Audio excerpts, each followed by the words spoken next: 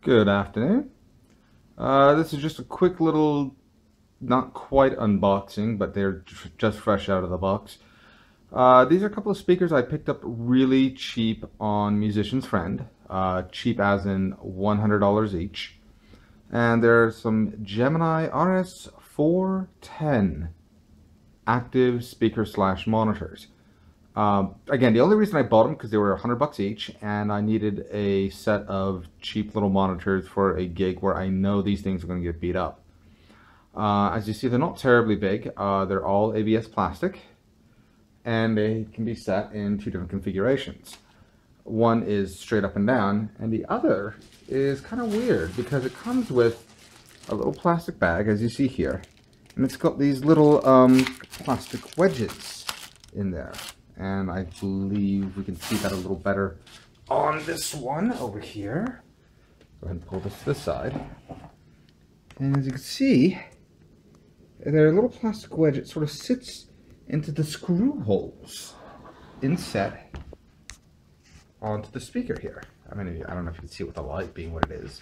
It's sort of fitting there with a little peg.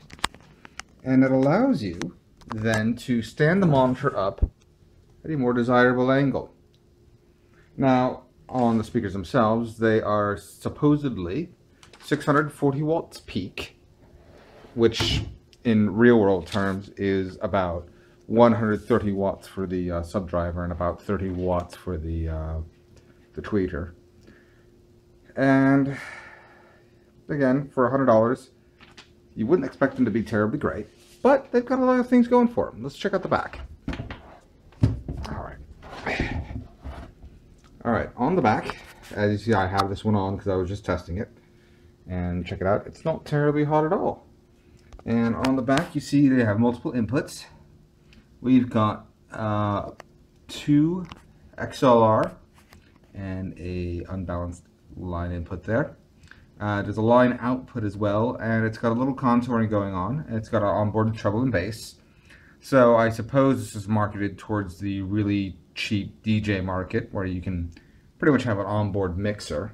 But as a quick and dirty monitor, they're not bad.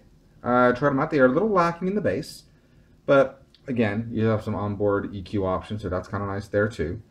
Weight, they weigh in at about 30 pounds, and let's flip this one back around so we can see the other side.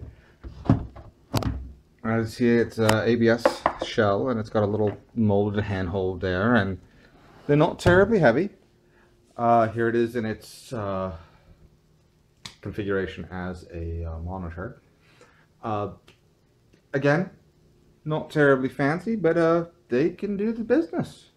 I don't know how well they're going to perform. I've got a gig on Friday. It's a Latin world music kind of thing, and we'll see how they go. And otherwise,